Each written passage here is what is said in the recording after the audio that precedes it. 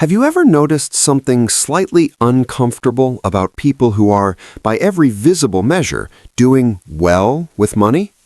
They have stable jobs, good education, no reckless spending, no obvious financial disasters. And yet, beneath that calm surface, something feels off. Not a panic, not a breakdown, more like a quiet tension that never fully goes away. The kind that shows up when you check your bank account and feel neither poor nor secure. When you earn more each year, but your sense of safety doesn't grow with it. When nothing is wrong, yet nothing feels truly stable. This is the calm crisis, and it's happening to some of the smartest, most responsible people in the US and Europe. Not because they're careless, but because of how modern life quietly reshapes the meaning of enough. Let's start with a very ordinary person. Maybe it's you, or someone you know well. Late 20s or early 30s, university degree, decent job in a city, salary that would have sounded impressive to your teenage self. Rent is paid on time, no credit card chaos, some savings, some investing, a car, or at least the ability to afford one. From the outside, everything looks stable. But inside, there's a constant low-level calculation running in the background. Am I actually building anything or just maintaining? Every raise brings relief, but not peace.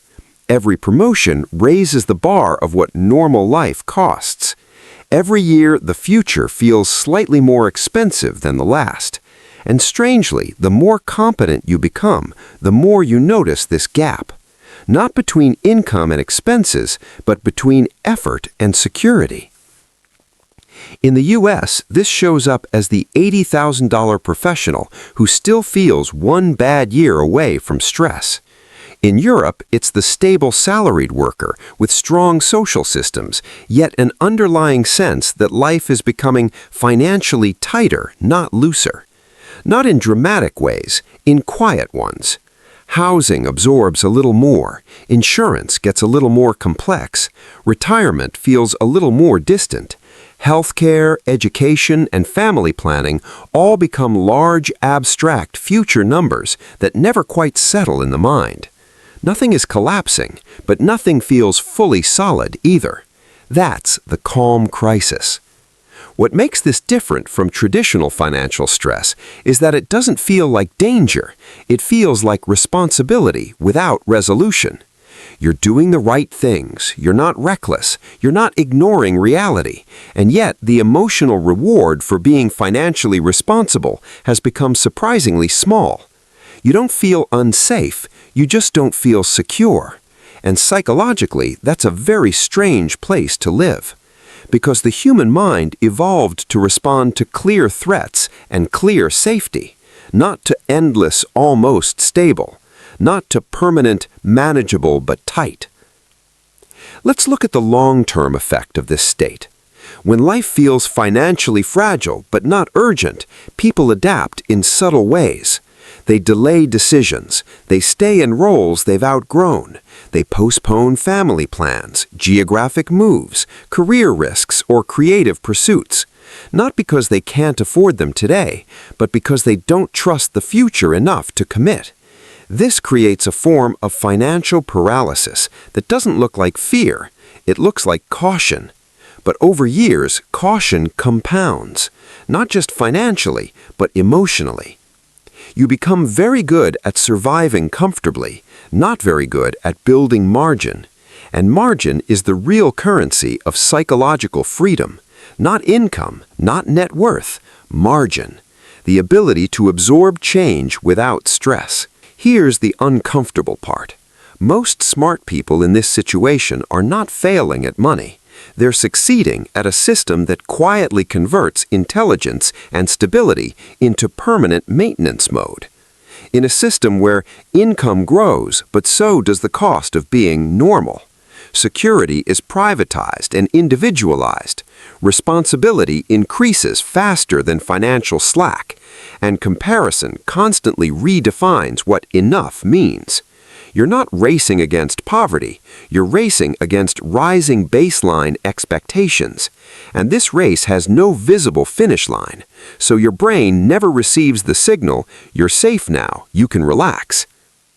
Financially intelligent people eventually notice something subtle.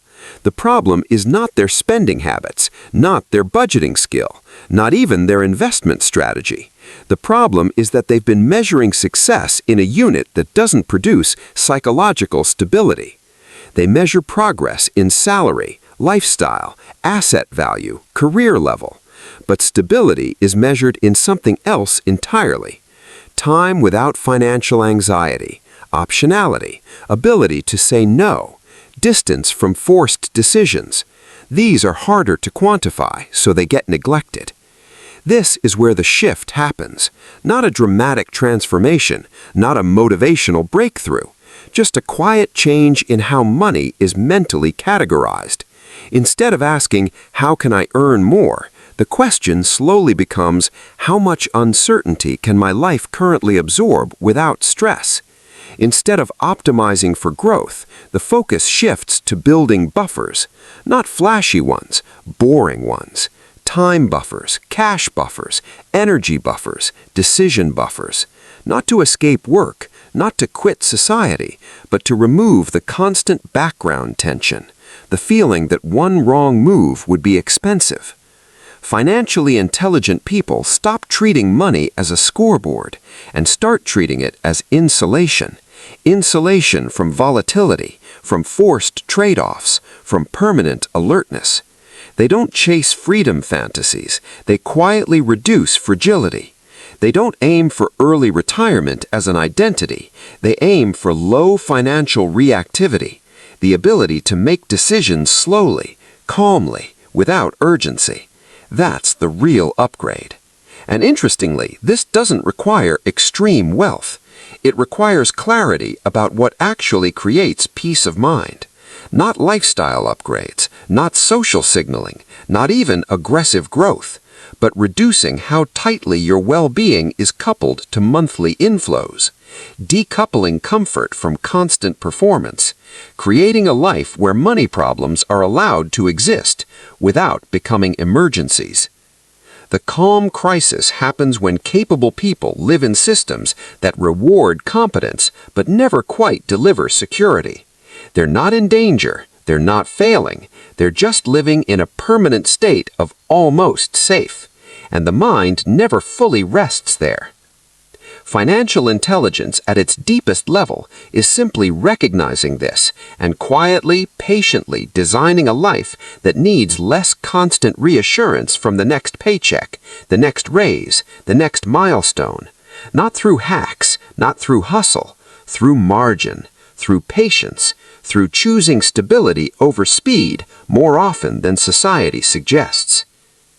There's no dramatic ending to this story, no sudden breakthrough, just a gradual softening of financial tension over time, a shift from performing well to feeling secure, from appearing successful to being resilient.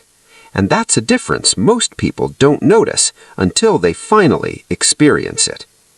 If this perspective made you see your own financial life a little more clearly, consider liking the video and subscribing for more calm, analytical discussions like this.